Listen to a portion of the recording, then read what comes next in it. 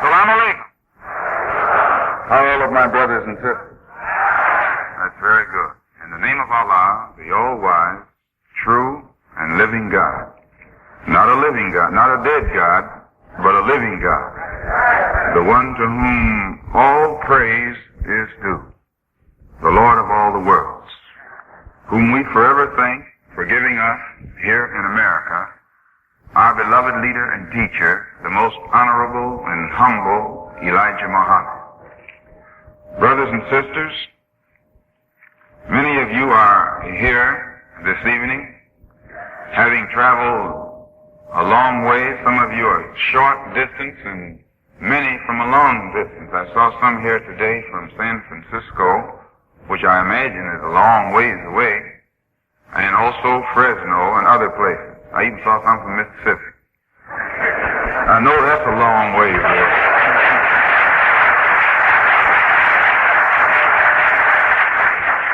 But we do know that those of you who have come from near, as well as those who have come from far, have traveled primarily to see and hear the man whom the entire world is talking about and writing about today, our beloved leader and teacher, the Honorable Elijah Muhammad.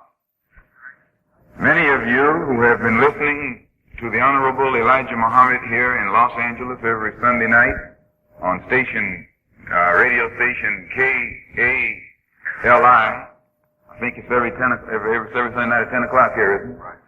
On station KALI, he'll also be on there tonight. You've noticed that he has had a severe cold, cough recently, and he has had this since the convention that we had in February in Chicago. And since the convention, he has been trying to find a chance to get away and get a little rest, vacation from his heavy duties, so that he can throw this cough or cold off. But despite the physical handicaps that he has been undergoing, last week he agreed to come here to California. He has been continuing his radio broadcast each week. But despite this, he accepted the speaking engagement here on the West Coast, because of which many of you saw him Saturday or Friday night on the television. He conducted a 2-hour press conference Friday. The entire press was there, at least all of the white press was there. I didn't see any of the Negro press, but the white press was there. And I would like to say right here that one of the mistakes the Negro press makes and has been making has been sitting in your office waiting for the white man to write something about black people in his paper, and then you pick up his paper and rewrite it in your paper.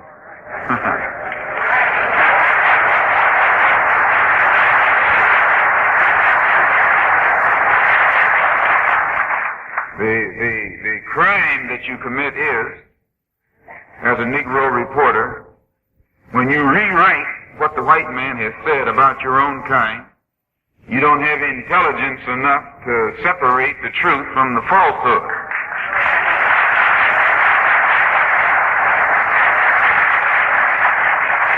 And then you wonder why the so-called Negroes refuse to buy the so-called Negro paper. They are tired of seeing you parrot what the white man says about all of the ills and immorality that exists in our community and in our neighborhood. But here in Los Angeles, thanks to Allah, you have a good black newspaper known as the Los Angeles Herald-Dispatch.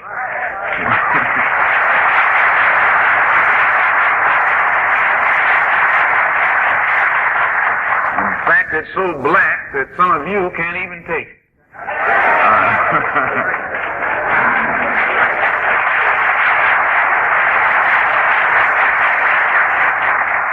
But we thank Allah for the Los Angeles Herald-Dispatch because of its uncompromising stand on the side of truth and in the struggle against those who have inflicted oppression against our people here for a long time.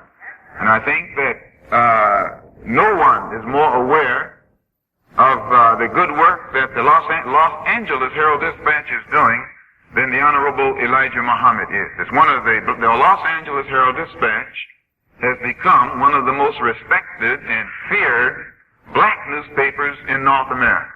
In fact, I should say it's one of the only black newspapers in North America, because most of the others have allowed themselves to fall under the control of the white man.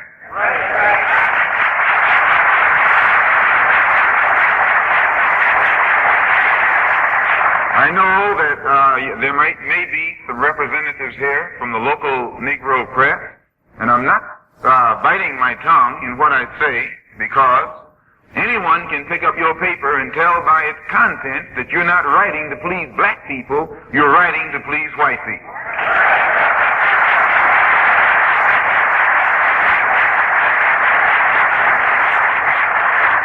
Well, black people are tired of that.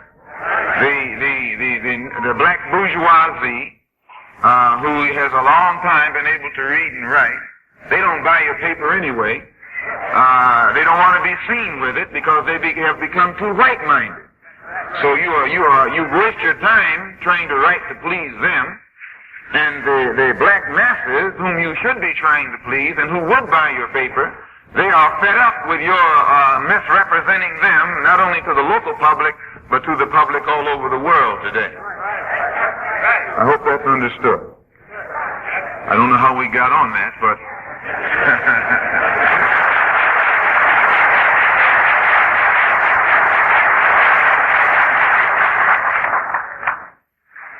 the Honorable Elijah Muhammad, besides being scheduled to meet the press Friday, was also scheduled to meet the Negro church leaders on Saturday. They didn't show up.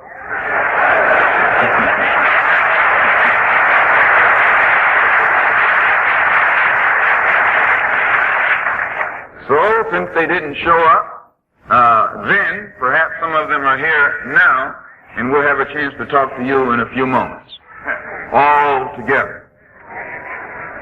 In fact, it's better to talk to a Negro preacher in front, and when I say preacher, I say Negro, I don't say so-called Negro. It's better to talk to a Negro preacher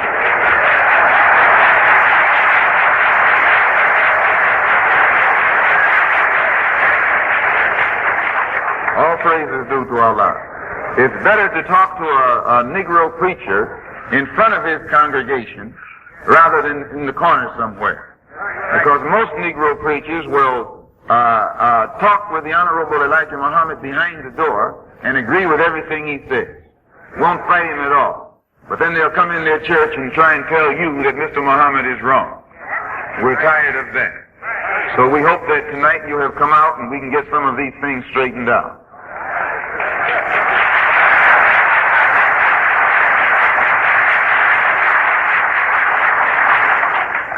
Also, this morning, the Honorable Elijah Muhammad was scheduled to meet with the business leaders of when I say the so-called Negro business leaders of the Los Angeles community. His reason for meeting the press first was to let the world know exactly what he stands for, which he did.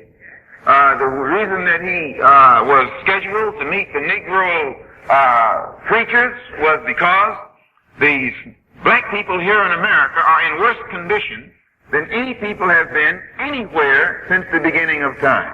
Despite the progress that you have been told you are making, you're still the last one hired and the first one fired.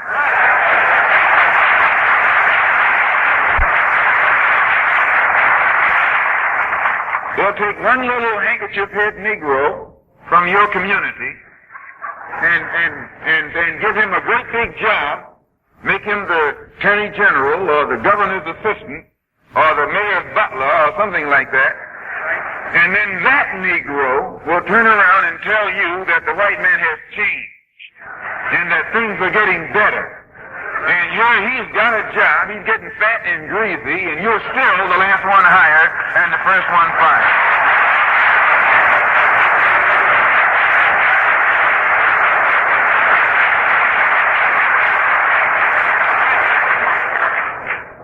So the Honorable Elijah Muhammad met the press to let the world know what his program is. He scheduled a meeting with the Negro church leaders because they have more influence over our people than anyone else. Anytime you can be hungry and naked with no decent house to live in, and you will stand up and let someone tell you to suffer now because later on, by and by, in the sky,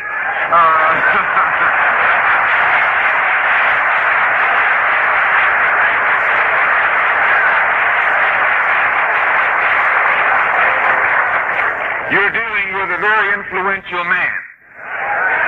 Anytime you will allow yourself to suffer the pangs of hunger now and be satisfied because some collar-wearing backward man is going to tell you that you will get your fill after you die up in the sky somewhere, I say that man has a lot of influence over your weak mind.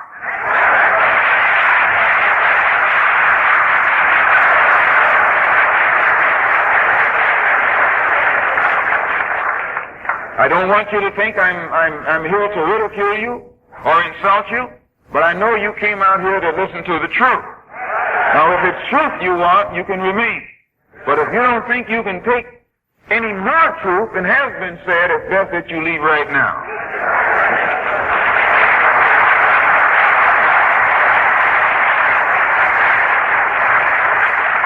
Because there are other people outside lined up waiting for your seat. Do you understand that?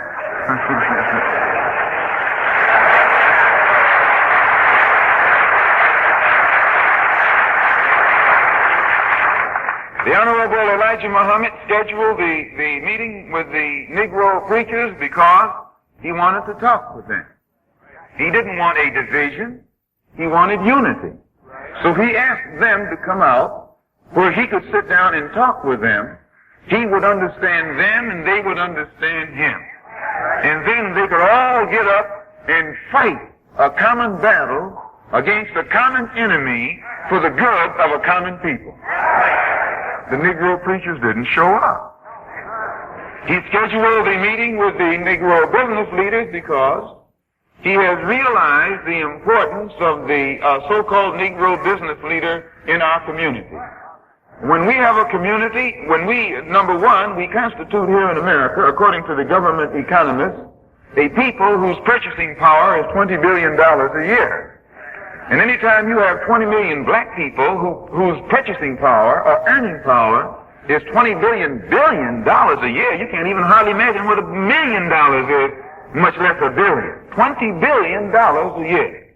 Yet they remain the last hired and the first fired.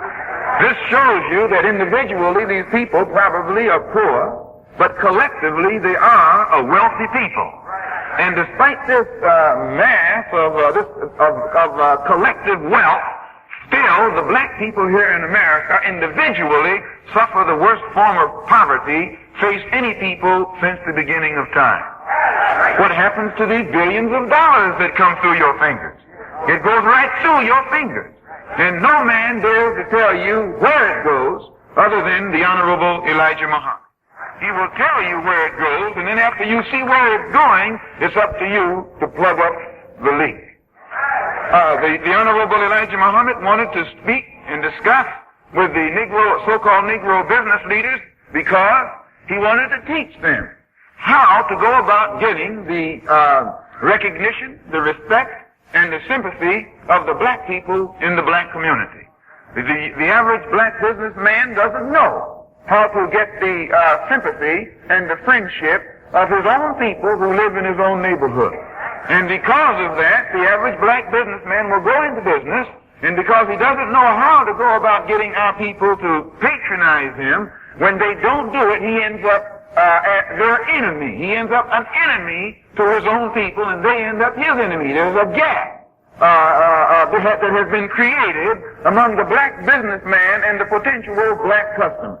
And the only one who can eliminate that gap here in America today is the Honorable Elijah Muhammad.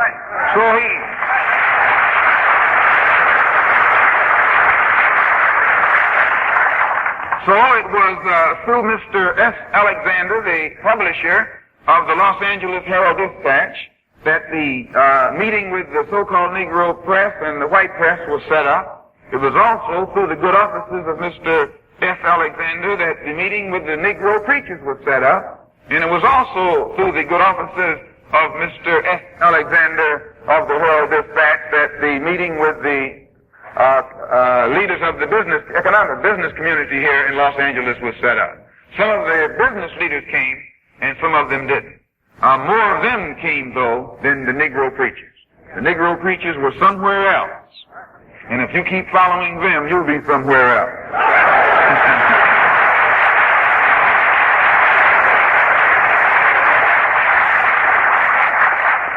You may think I'm casting slurs at the clergy.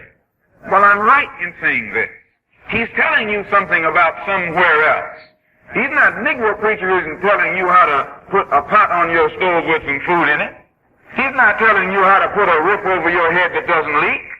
He's not talking any of that kind of talk.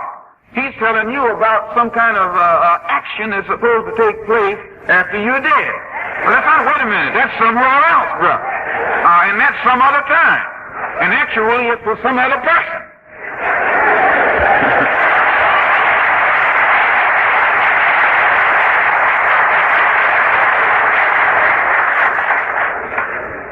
He's not taking a stand against your enemy. The Negro preacher isn't telling you that you're being knocked down and dragged and hung and oppressed and exploited. He doesn't go into your suffering. He tells you about how somebody suffered 2,000 years ago. Or he'll tell you how somebody suffered in Egypt 4,000 years ago. Or he'll tell you how wicked the people were in Sodom and Gomorrah 5,000 years ago.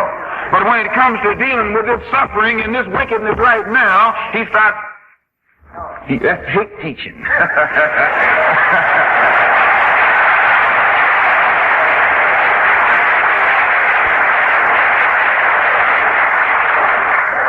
But brothers and sisters, you're intelligent. Why is it right for the Negro preacher to preach against the cruelty of Pharaoh, who was a slave master, and preach against the cruelty of Nebuchadnezzar, who was also a slave master? But at the same time, he says it's wrong when you point out the cruelty of this modern-day slave master. Why is it right for the Negro preacher to get in his church and tell you about the enslavement of the Hebrews in the land of Egypt, and the enslavement and oppression of the Hebrews in the land of Babylon? But when you begin to talk about the enslavement of the black people in America today, that's hate teaching. If it's not hate teaching against Pharaoh, and it's not hate teaching against Nebuchadnezzar, then it's not hate teaching today against this modern Pharaoh and this modern Nebuchadnezzar.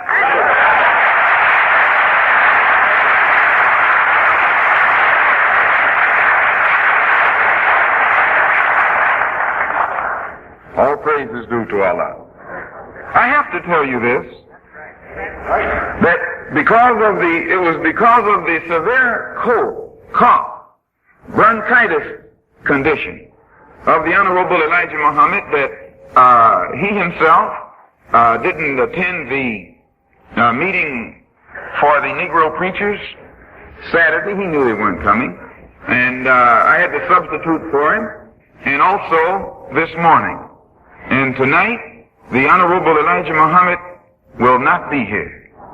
And it's his greatest desire to be with you this evening, but because of his physical condition, it is absolutely an impossibility for him to be here this evening. I regret having to tell you this, but he has given me something to tell you myself in his behalf, and it's my intention to tell you if you can take it. Can you take it?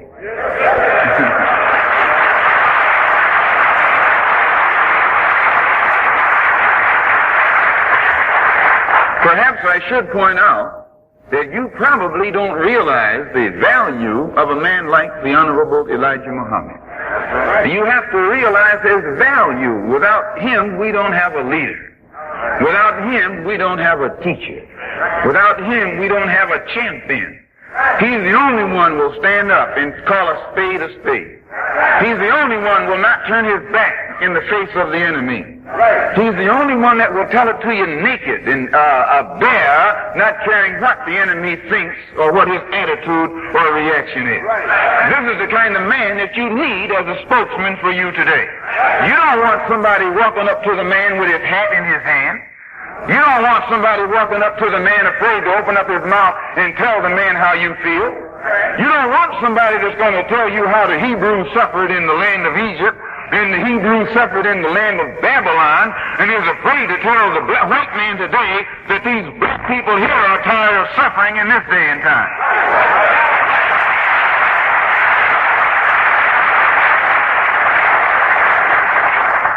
The number one thing the Honorable Elijah Muhammad says that we must have today is unity among our own kind.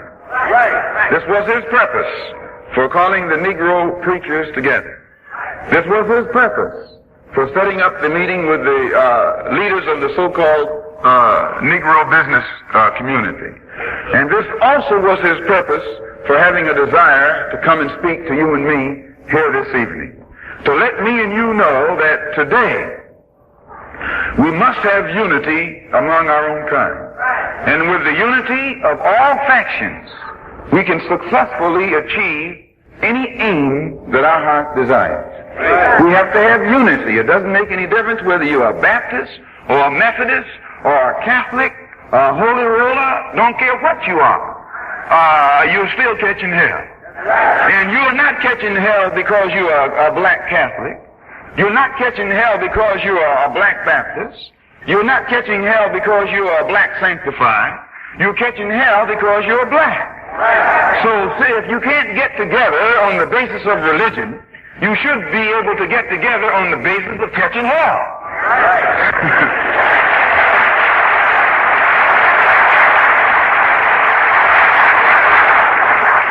Even though you have not been able to pray together, even though you have not been able to walk together or talk together, you must realize that we have all caught hell together. We have suffering in common. We have oppression in common. We have exploitation in common. We have second-class citizenship in common. We have the first hired and last fired in common. All of these things we have in common. So we must come together today on the basis of that which we have in common. The Honorable Elijah Muhammad teaches us, and we heard him yesterday, you heard him yesterday on the television, demanding a country for his people. He wasn't begging for some land. He was telling the man what we need, and telling the man what we want, and telling the man what we must have, or else.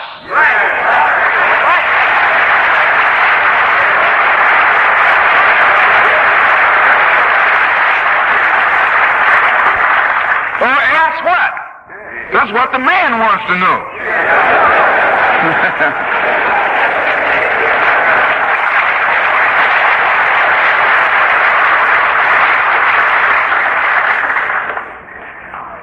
You heard him demanding a country for his people. I was there.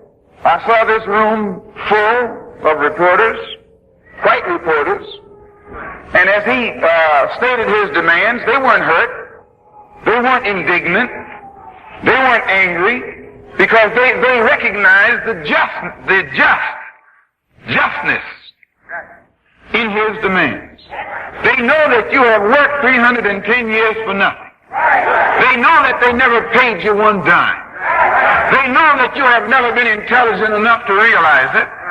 And they know that you have never been brave enough to tell them that you realize it if you did.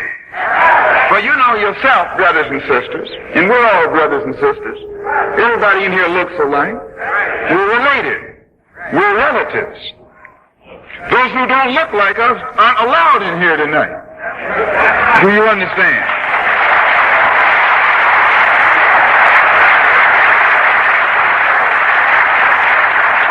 This doesn't mean we're practicing segregation. This is what you call separation.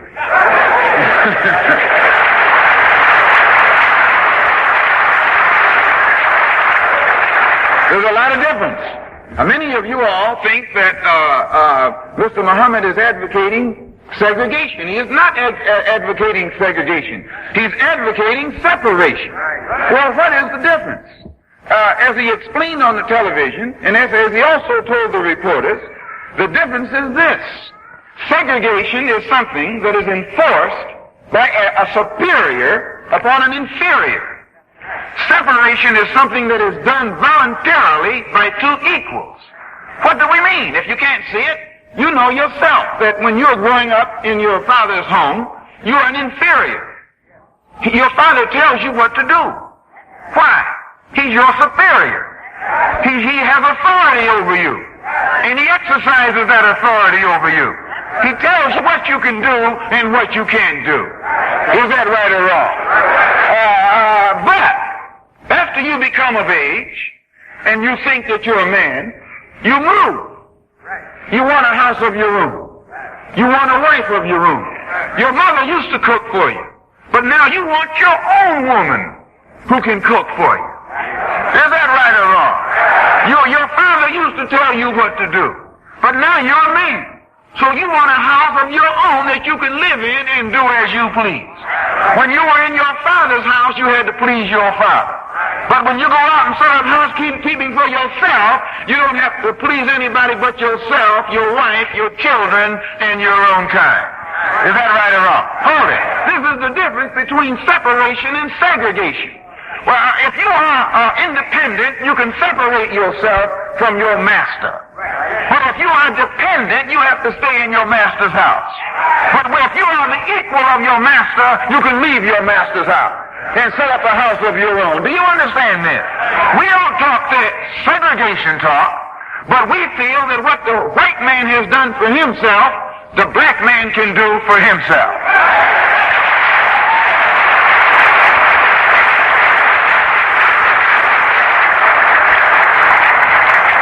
And the Honorable Elijah Muhammad teaches us that when you find so-called Negroes that tell you that they cannot live without the white man, then they are not equal with the white man. They are not the equal of the white man. If you are his equal, you can live without him. Why? Equality means you must have over here what you have over here. You both have the same thing. That's equality. Equality isn't for someone to recognize you while you're still poor. Equality isn't when Henry Ford tells you, you're all right with me. That's not equality. Why, Ford got a factory, brother. You're not equality until you got your own factory, just like Henry.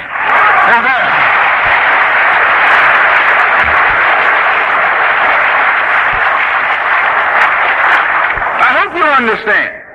So when you hear us, those of us who follow the Honorable Elijah Muhammad, talk about separation, we're not talking about segregation. Segregation is what the white man has done to you. And you're separated right now. But the form of separation you have experienced has been a segregated separation. Your master has segregated you. What is Watts? That's separation. What is Central Avenue? That's separation. Why don't you get nerve enough to accuse Muslims of talking separation when you're already separated from the white man?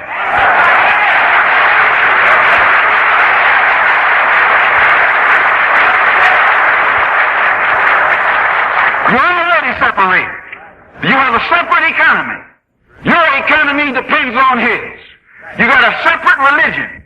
Your religion depends on his. Is that right or wrong? Sure, that's right. You go into China and find a Chinaman that believes in Jesus and ask him to paint a picture, he'll paint Jesus looking like a Chinaman. You go up to Alaska and find an Eskimo that believes in Jesus, ask him to paint a picture of Jesus, he'll paint a picture of Jesus looking like an Eskimo. You come back here to America and find a white man that believes in Jesus, he'll paint Jesus looking like a white man. Go inside a Negro church who believes in Jesus and ask them to paint a picture of Jesus, they'll paint a picture of Jesus looking like the white man.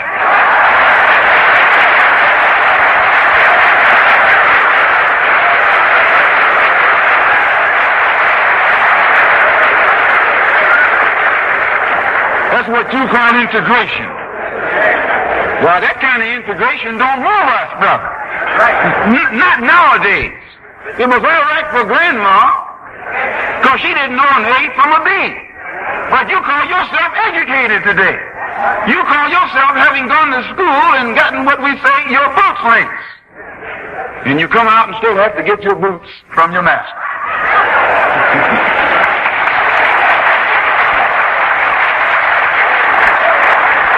The Honorable Elijah Muhammad has taught us that the leaders, our leaders, have never asked for anything for our people. Asking a man for recognition, that's not anything. Recognize me as you. How in the world are you going to be recognized by this man as his equal when you got nothing? Look, just face that fact right there. You need something. But look here, you know what they call the certain thing they call equalizer. I saw a cowboy movie on the TV one night, and each one had their equalizers on the hips. Yeah. He had one, the other man had one. They were equal. This man couldn't get bad with this man because that man had the same thing he had. That's what you call equality. Why, Russia and America are equal because Russia got bombs and America got bombs. The only reason Russia don't drop rockets over here because America got some rockets she can drop over there. That's what you call equality. Now, if the white man will come in your neighborhood with a rope, right, and you stand there with your knees knocking. Why? Because you don't have a rope of your own.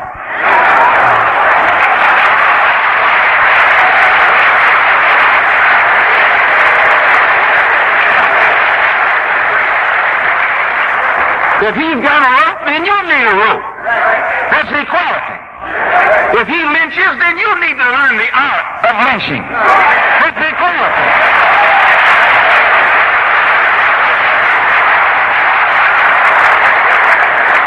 You say, why, man, you should be arrested. No. If the government hasn't stopped lynching, then the government should either be arrested or allow us to stop it. If the government can't stop it, then let us stop it.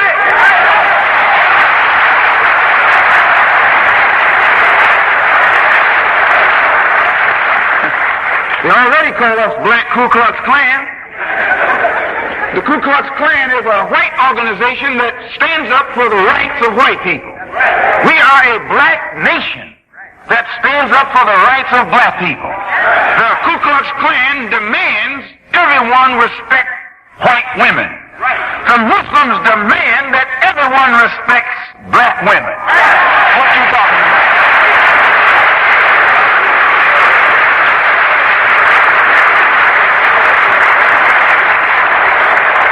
Nothing wrong with that. That's equality. You need a lesson in what equality is. Your leaders have never demanded anything for you. Recognition as a ninth-class citizen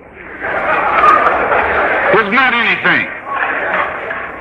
When they tell you that you're second-class citizens, brothers and sisters, that should open your eyes, but it doesn't. The Honorable Elijah Muhammad teaches us that there's no such thing as second-class citizenship. You're either a citizen or you're not a citizen. Find me another country on this earth that has such a terminology. There's second-class citizenship. There's no such thing.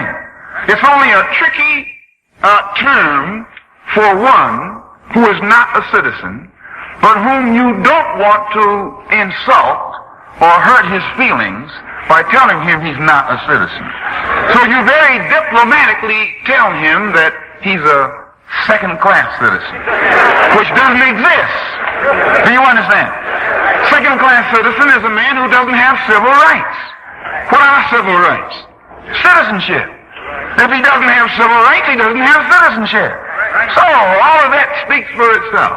The very fact that you have to go to the United States Senate and Congress and President and hope that they will come in and pass legislation to put you in line for citizenship is admission on their part that you now don't have it. But you're too modern sometime to see that second-class citizenship is just another 20th century word for slavery.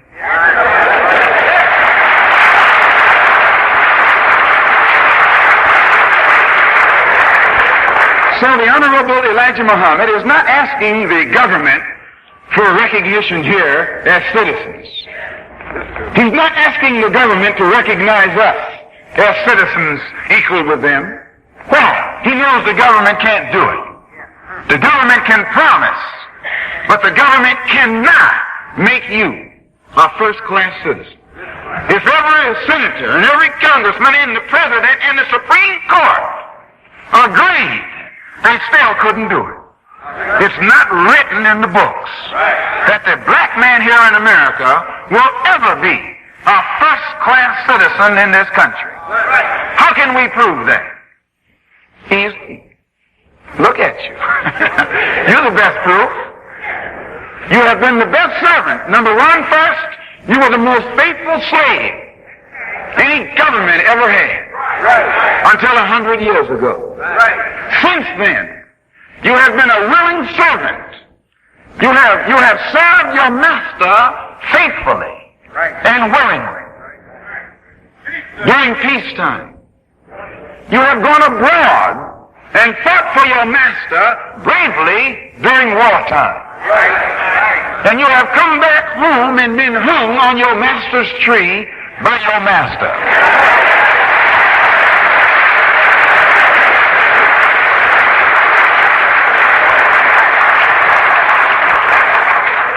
Is this hate teaching? This is truth. Why, you can't deny it. You were a hero in Korea. Well, you charged the hill in the face of the enemy for your master. You weren't even an officer. The officer was white. He said, "Charge, boy," and you charge. And you charge. Just like a man says, "Stick 'em" to his dog. And that dog jump on a lion, jump on a tiger, jump on an elephant, because his master has trained him to be a soldier, a watchdog for his master. Is that right or wrong? Understand this. You take a dog can't whip a lion, a dog can't whip a tiger, a dog can't whip an elephant, yet you can take that dog and train him, and he'll jump on an elephant. He'll even bite another dog. Is that right or wrong? Same way with you.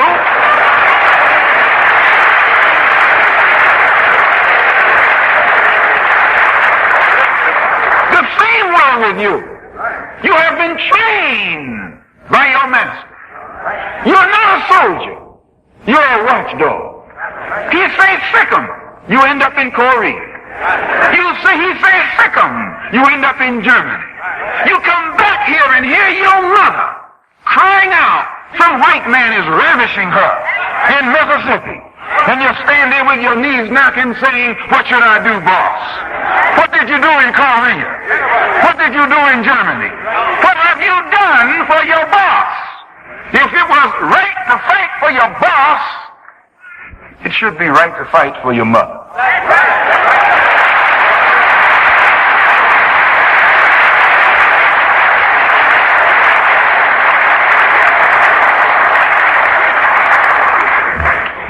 If you weren't committing nonviolence on the battlefields of Korea, if you weren't classified as violent, they didn't talk violence to you over there. They made you violent against their enemy.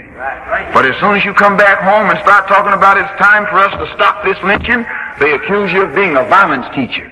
Well, what about these crackers, brother, that are hanging black people from one end of the country to the other? Not only with a rope, but with police clubs. All kinds of brutality against the black man. This is violence, but you never see your press accuse them of violence. It's only when you begin to say it's time for us to take a stand. And I'm here to tell you, beloved brothers and sisters, it's time for us to take a stand.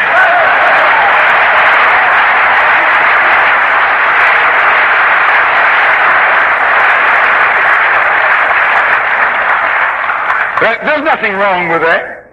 If the government can't stop lynching, then the government cannot blame you for defending yourself. That's the law of justice. You may say, well, is it right for the Honorable Elijah Muhammad to ask for some land? Will he get it? Does he deserve it? Has the Negro in America here earned it? I say again, you collect the wages of everyone in this audience for 1 week. The salary of everyone here, there's a couple thousand people here. Just pick up the wages that's earned by each and every person. You got some money. They all by themselves don't have much. But when you get that bag full, you got a lot. If you do that for a year, you're automatically a rich man.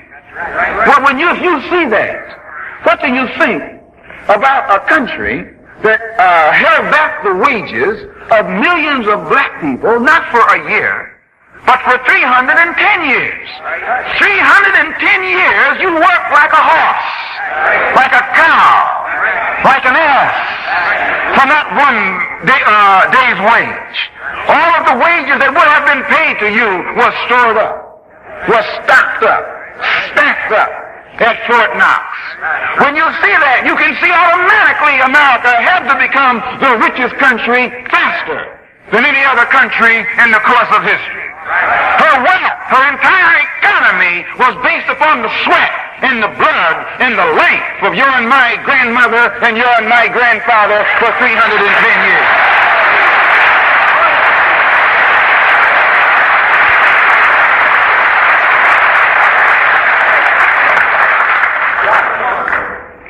If the United States government will appropriate money to pay the Indians, which they are doing and have done, for the land that they took from the Indians. What is that? This proves that the government, the present white generation, recognizes that they are responsible for the debt incurred by the former generation of whites against the former generation of Indians. This generation of whites recognize the fact that they are responsible for the debt of their forefathers. This America is an estate, and before the present generation of whites can spend the money that they have inherited from the former generation, they must realize that they also inherited the debts set up by the former generation of whites that must be paid. Now, the question is this: will the white man pay it on his own, willingly, or will God have to step in? When a man won't pay his debt, you take him before the judge. Is that right or wrong?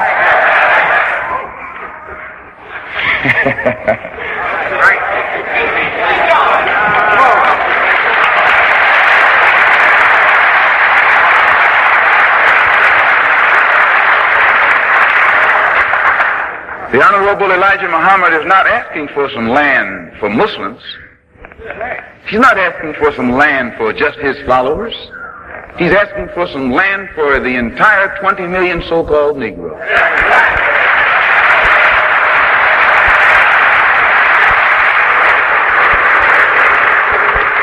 You may say, well, if you all don't like it here, why don't you leave? We know what you say because we've been listening to you for a long time. Plus, you're a parent. Usually you say what boss has taught you. You don't think of anything on your own. Not when you're dealing with one of your own kind. You may say, well, if you all don't like it here, why don't... Please understand. I'm not appealing to your emotion, but your reason, your intelligence. Don't you know that if the man, the white man, doesn't want us to pack our grip and leave him, and he doesn't, he's afraid you might get back home and start remembering what happened to you over here. He can't take a chance.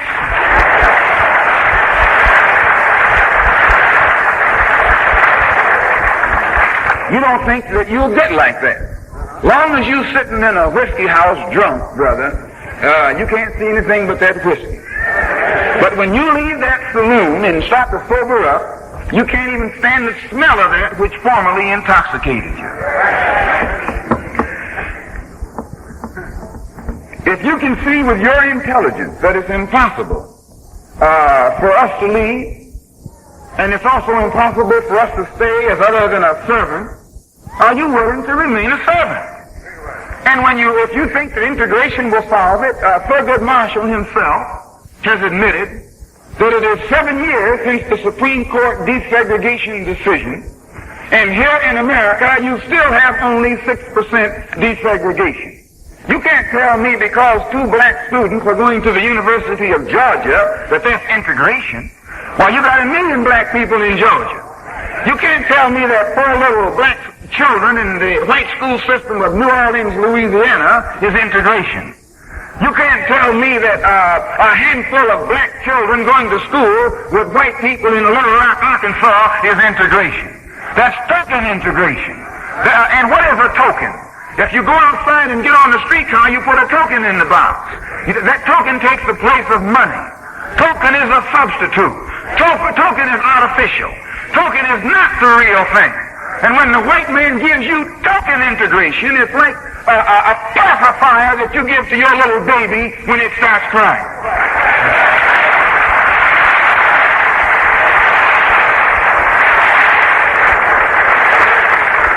You pacify that little black baby to keep it from crying, but you don't give it milk. You give it a substitute. You give it what looks like milk. Do you understand that? So now the Honorable Elijah Muhammad has shown us where the white man here in America is doing the same thing right now with the black man. He's giving you and me a token form of integration. And this token integration automatically already is meeting with rebelliousness from white people. They don't even want token integration. They turn Little Rock upside down to keep out token integration. They turn Georgia University upside down to keep out token integration. While the white women went crazy in New Orleans, Louisiana over token integration. What do you think they would do if a black man had nerve enough to stand up and ask for the real thing? Why, that white man would go crazy showing up.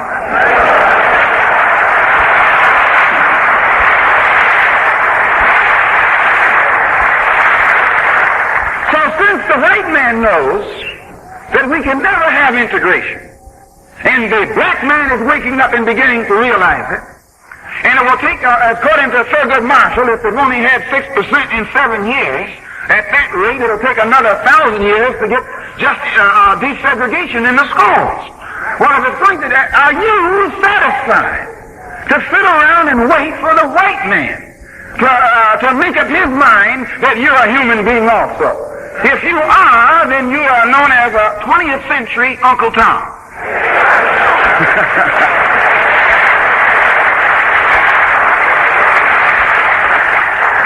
You don't have a red handkerchief right around your head. You got a white handkerchief inside your head. All wrapped up around your brain. So I cite these things, brothers and sisters. We have a few minutes longer, then we're going to let you ask questions on anything that has been said for about 15 minutes. So you won't say we're prejudiced and that we're not giving you justice. The Honorable Elijah Muhammad has taught us that if our people understand the time, and if your leaders actually understood Mr. Muhammad's actual aim, 99% of our people would be with Mr. Muhammad. And I would say this too, that if the so-called Negro leaders would tell you in public the same thing that they tell me in private, we'd all be in unity. But usually they are different type leaders in public than they are in private. You won't have hardly a Negro leader in America who will get behind the door and tell Mr. Muhammad he's wrong. That's right. They'll shake his hand every time. Some of the worst Uncle Toms you have on the radio and everywhere else who attack him. You should hear them. I was on in a debate at Harvard recently, Harvard College in Boston, Harvard Law School Forum, about 3 weeks ago on Friday night. It was an NAACP debate and a Muslim. And the subject was the American Negro problems and solutions. And so we presented Mr. Muhammad's solution. Everybody already know the problem. And the NAACP they didn't even present an NAACP solution. All they did was spend all of their time knocking the Muslims program. Why, in one white editor said to another person, he made a remark to another person. Now here the Muslims came in and actually put forth a solution, whether it was agreed with or not, it was set forth. And not one time did they attack the NAACP. But when the NAACP came forth, their entire time was spent maligning the Muslims. And even though they were maligning the Muslims still didn't jump on it. As the paper said yesterday, Mr. Muhammad didn't have anything to say against the NAACP. The white reporters were shocked. Because as much as the different NAACP leaders have allowed themselves to open up, have allowed their master, puppeteer, to maneuver them into attacking the Muslims, still the Muslims have refrained from attacking the NAACP, and only when it takes place is in self-defense. And this man spent his entire night doing the same thing. Well, we are not going to allow ourselves to be sidetracked fighting the NAACP, or fighting the Corps, or fighting the Urban League, or these other organizations who are headed by white people. We're not going to take time to fight them, but we do feel that when you have black organizations, they should have black leaders. An organization, for instance, like the NAACP, which is fighting for the advancement of colored people, it has had 50 presidents, or rather it has elected presidents 50 times. It's been in existence, I think, 51 years this year. And every year they elect a different president. But every president that has ever been elected by the NAACP in 51 years has been a white man. That's something to think about. A lot of people think Roy Wilkins is the president. No, he's the front man. When you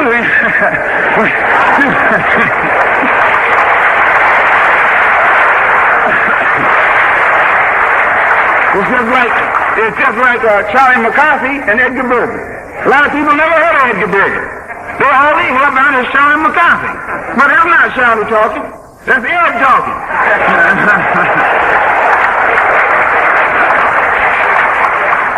And you know yourself that any secretary takes his instructions from the president. And the national president of the NAACP is a white man today named Spingarn. Spingarn has been president for 21 years. Why, and they elect him every year. Now, I'm not saying that this is wrong, but since the NAACP is an integration organization, and integration means some for everybody, why, I think in 50 years they should have found some Negro in there intelligent enough to become president.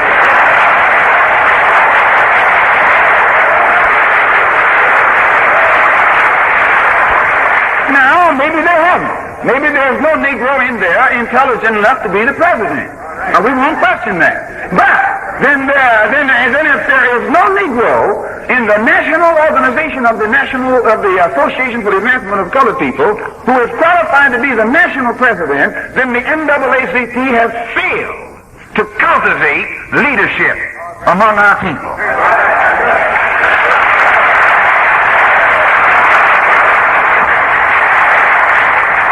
And if integration means that when you come together in mixing, that the white man will always be on top, then you can have integration. That's right. Why the leading organization fighting for integration today, besides the NAACP, is the Urban League, and the Urban is supposed to be a black organization, but it has a white president too. The Corps, same thing. Every time you have an integrated organization, the white man always ends up on top of it. So I'm suspicious. I'm cautious. And this is why they accuse, I guess, Mr. Muhammad of teaching black supremacy. He says black people should be on top once in a while, too. I would like to point out, too, brothers and sisters, that it's just not intelligent for a black body to have a white head. It doesn't look right.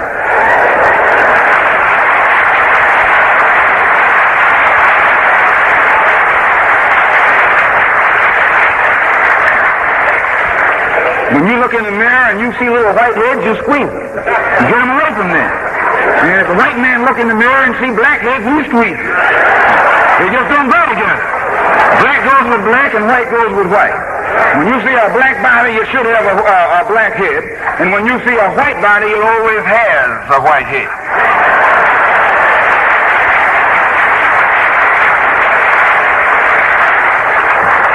When Mexicans have an organization, they have a Mexican as the president. When Chinese have organizations, they have a Chinaman as the president. Japanese set up an organization, they set up a Japanese as his president. Jews set up an organization, they set up a Jew as the president. A Jew don't even get a Christian to be the president.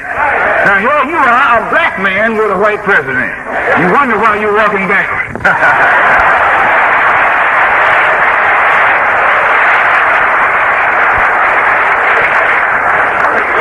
So, beloved brothers and sisters, when the Honorable Elijah Muhammad was, if the leaders of our people are afraid to stick their neck out, then all we ask is that they get behind the Honorable Elijah Muhammad, let him stick his neck out.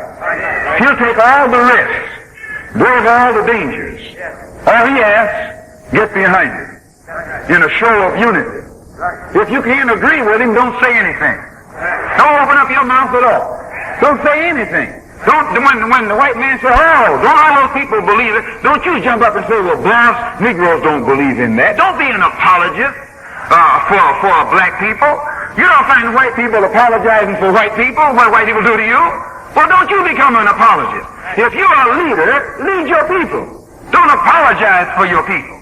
When those so-called Negroes in New York turned the UN United Nations upside down, and they turned it upside down, it wasn't us. We got blamed for it. We don't mind. But it wasn't us. It wasn't the Muslims. They give Muslims credit for everything, even things we don't do.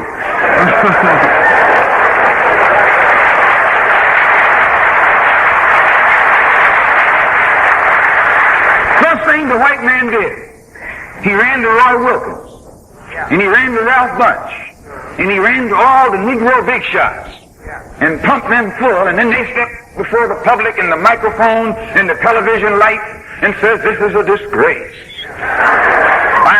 This does not represent the thinking or the feeling of the Negro community. How do they know what represents the thinking and the feeling of the Negro? They don't even live in a Negro community.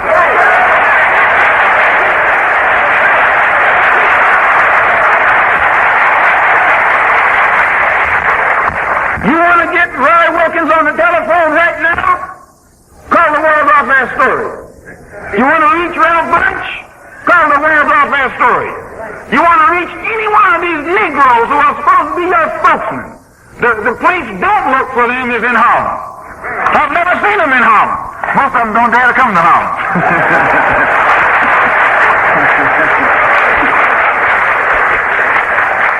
And I don't say this to knock them, but this is fact. They don't deny it.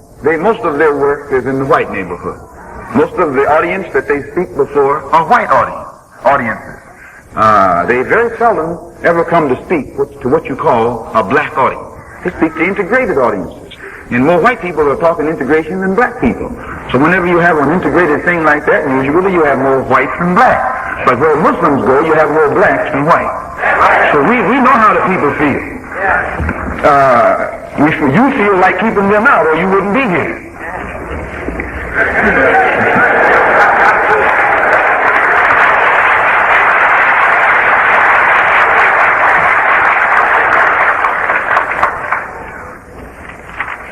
The Honorable Elijah Muhammad says, in order to implement his better program for the so-called Negroes here in America, we have to build our own economy. But with the last hired and the first one fired, which is an economic disaster.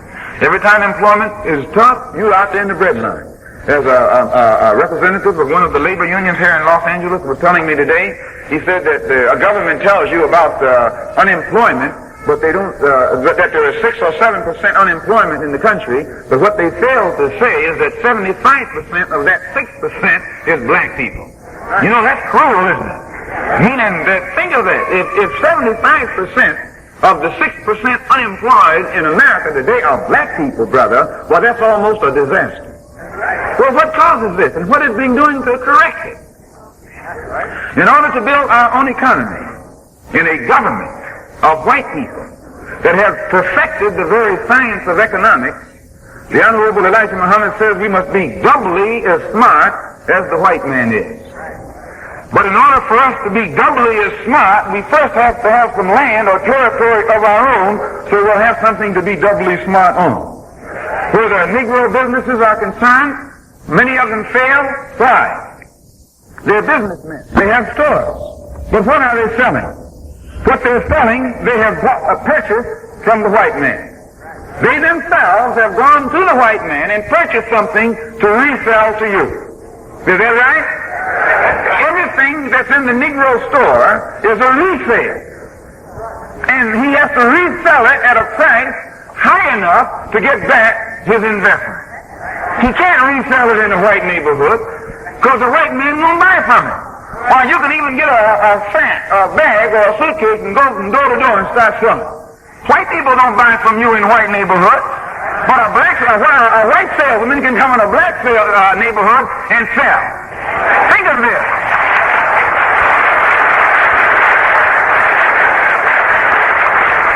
Go get a kit, a selling kit, and go from door to door. Why, brother and sister, a white person will open up their door for a black salesman. That's absurd. They wouldn't think of it. But by the same token, white salesmen can knock on your door and sell you some Eskimo jackets, and you're never going to Alaska. Everything that the blind, despite the odds that are against him in that direction, in another direction. Everything the black businessman has to sell, he has to buy it, and therefore he's only acting as a salesman for the white producer and the white wholesaler. The real owner of the merchandise that the black businessman is selling is the white man. The white man is the owner. It's his goods. And he robs you when he sells it to you, and you got to turn around and rob your people to get your money back. And then you wonder why they won't come in your store. Please let's understand. So the Honorable Elijah Muhammad teaches us that to build a sound economy for our people, we've got to produce something. We have to learn how to be producers as well as consumers. Right. We have to produce the needs of our people. And when we become the producers of what we sell, Mr. Muhammad teaches us that we can then set the sale price ourselves instead of letting the white man set the price. When the white man is the producer, he sells it to the wholesaler. And the wholesaler sells it to you, and then you retail it. Is that how it goes? What if you produced it and sold it yourself?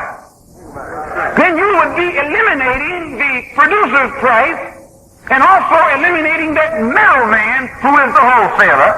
And then you could sell it to your people at a low price. Do you understand what I'm saying? Think of this. The white man knows this. He knows that as long as you walk around here begging for recognition and producing nothing, you're just a recognized slave.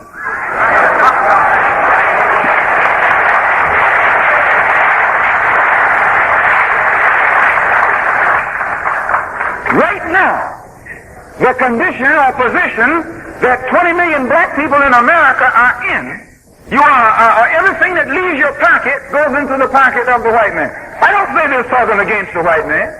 What I'm saying is just facts. You can't bring me a white lawyer that will dispute what I'm saying. He couldn't do anything but throw me. If that's what they say.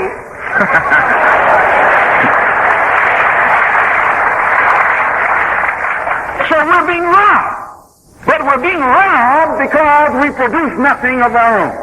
And the Honorable Elijah Muhammad says that we must be producers as well as consumers. If we're going to be businessmen, then we have to learn how to produce that which we're going to sell. And when you become the producers of your own commodity, you're independent.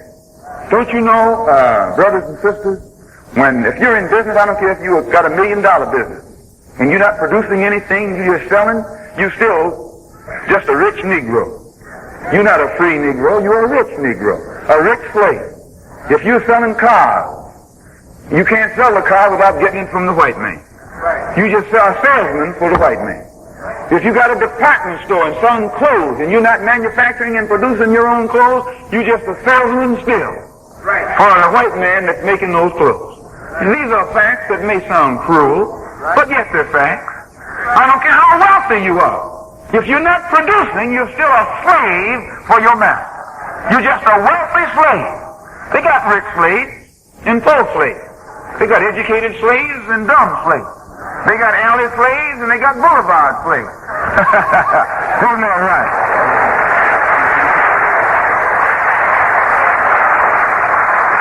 I have to clarify these things so you'll understand. Back before Lincoln issued the Emancipation Proclamation, they had different types of Negroes. Slaves. They got rich slaves and poor slaves. They got educated slaves and dumb slaves. They got alley slaves and they got boulevard slaves. Isn't that right?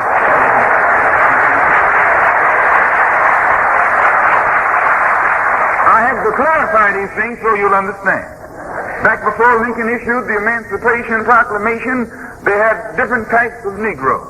As Minister John has pointed out so beautifully, they have, and also E. Franklin Fraser in his book, The Black Bourgeoisie, he illustrates it beautifully. And I would advise any of you who haven't read this book, Black Bourgeoisie, to get it. There's a bookstore. What's the name? Where's Gordon? Yeah, there's Gordon's bookstore on 43rd and Central. That's a black bookstore. I would never send you to a white bookstore. You want a black book? Go in a black bookstore. In fact, if you want a white book, go in a black bookstore.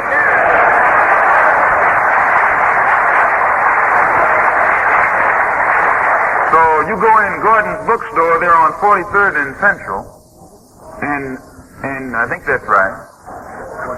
45th, I'm sorry, 45th and Central, and ask her if she has. He slept under his master's roof. If somebody yelled house on fire, that house Negro would fight harder than the master to get the fire out. But that field Negro would be praying, Lord, let it burn.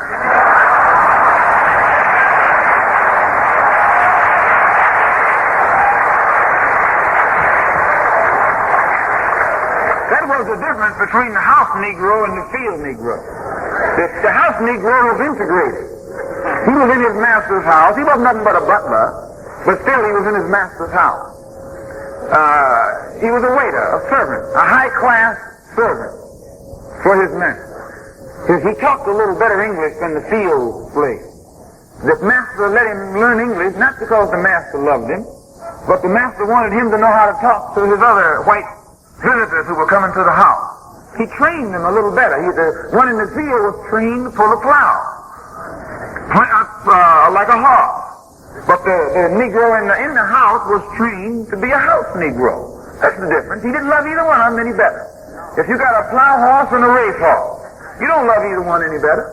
You love the plow horse because it can plow, and you love the race horse because it can race. If you see a man in the barn just rubbing his horse down, that don't mean he loves horses. He loves what he can get out of that horse. You understand?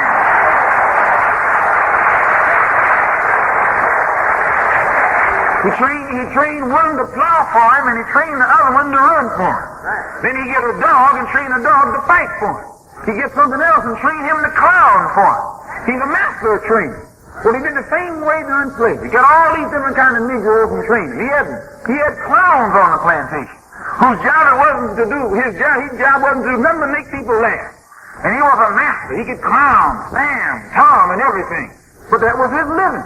He was just that particular, that was his category, that was his job. Well, now, when Lincoln issued the Emancipation Proclamation, those Negroes didn't disappear. Say you have the same thing today.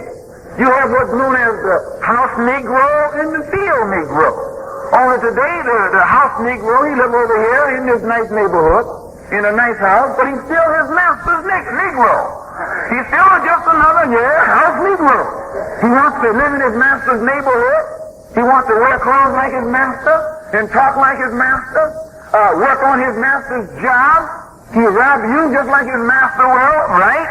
He don't want to even get around you. He gets farther away from you than his master will. And on top of that, he don't want a black woman, he wants a white woman.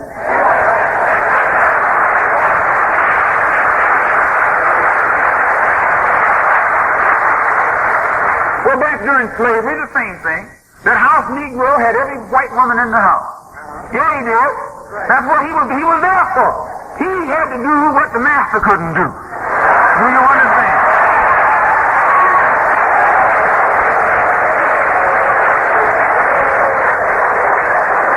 And it's the same way today with these house Negroes. They like to be around white people. Why? They're after their white woman. They just get crazy when they see her. And the white man don't have sense enough to see what's happening. Why? Doesn't he know that if he ever let that black man get in his neighborhood next to his woman, why, the black man's been here when he wasn't in his neighborhood. He knows what's going to happen after he gets into the neighborhood.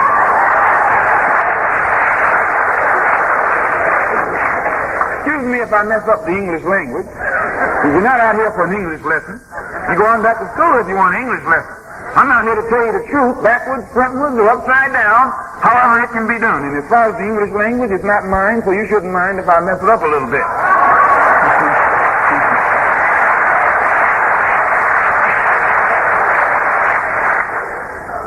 The Honorable Elijah Muhammad has taught us that the only way that this can be corrected is that we must have some land. That's the only solution. And the professional so-called Negro should be made to see it. That what Mr. Muhammad is teaching will help them more so than anybody else. It'll make the black masses patronize the professional of his own kind. This doesn't mean that we hate the white man, but the white man got enough white people to be his customer. He got enough white people to serve him. We served him long enough.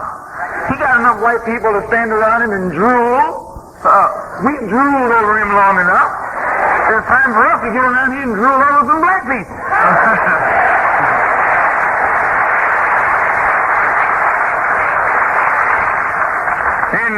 And this actually eliminates all of the problems that have been created by the racial disturbances here in America.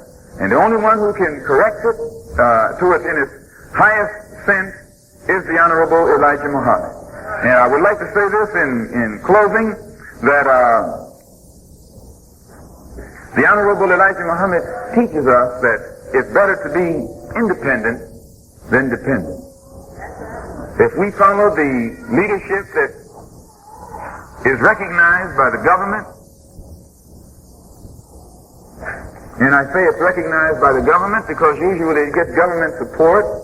NAACP gets government recognition and support.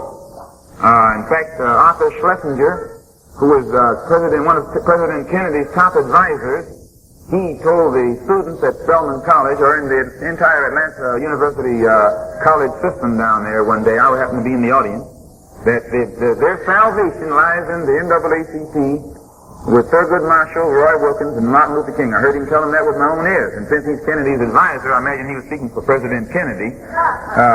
So naturally the students challenged him and tore his head up when he said that, because he made the mistake at the same time of attacking the Muslims. And you can't go to many places today and attack the Muslims and come out on top. Black people are too wise for that. So Mr. Muhammad teaches us the type of solution that Reverend Martin Luther King and his cohort are asking actually boils down to slavery. All they are saying is the black people here want love and recognition. They say all we want is to be recognized. That's what they're saying. Just recognize us as your equal. Why, good God, how you going to be equal without any land? You just a recognized slave. And the Honorable Elijah Muhammad says it's better to be independent than dependent, and the only way we can do that is to separate, have our own land, build something for ourselves, and in this way we can then be independent. Here in America, black people have knots on their heads that the white man has put on their heads. They got not only knots on their head, they got knots in their head that have been put there by the white man. And now here this other leadership, I call it bourgeoisie leadership, has house Negro leadership, has you and me begging the man to put these knots on our heads and we integrate with it. Now, if you saw a sheep that had been snatched by a wolf away from the flock and taken into the wolf's den and mangled, mutilated, and you came to help that sheep, could you help it by teaching it to stay in that wolf's den and integrate with the puppies? That's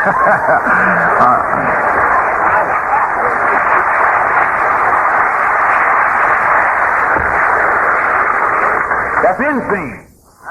And if it's insane for some sheep to try and integrate with the puppies produced by the wolf that kidnapped the sheep from their original herd or flock and took them into the wolf den, if that's insane to teach integration in that sense, it's just as much insane to teach black people here in America today.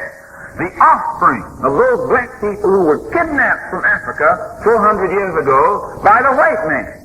Now, it would take a wolf, a white wolf, to go into our homeland and kidnap us and bring us 9,000 miles away and strip us of our identity and knowledge to the fact that today, instead of thinking that we're sheep, we think we're the same as the wolf, and we're running around in the wolf den telling him, I'm the same as you. How can a sheep be the same as a wolf?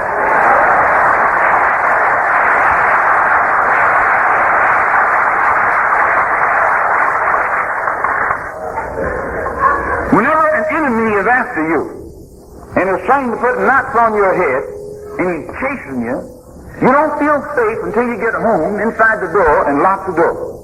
Is that right or wrong? You can't deny that and stay intelligent. You don't feel safe until you get inside your door and lock that door. Then you sit down and because you're home. Is that right? Same way when you got your own country. When you're in a country and getting knots on your head, you're getting Jim Crow, segregated, abused, ridiculed, scorned, persecuted, and every other kind of atrocity imaginable. You can never relax or feel safe until you get in your own country. Then when you get in your own country, you can lock your door, and you can let into your country whom you want, and keep out of your country whom you want. Is that right or wrong? See, so we look upon these other movements as a begging movement. I have nothing against King other than him. He's a beggar. He's a beggar. Sorry, he's a beggar. Not only is he begging the white man to be recognized, but he's begging our people to turn the other cheek. Pray for those who use you despitefully. Suffer peacefully. Why, that's insane. You see a man down there suffering peacefully, that man's insane. You see a man praying for someone who has kidnapped him and lynched him and made a slave out of him, I say he's insane. Insanity. That's not religion, that's insanity.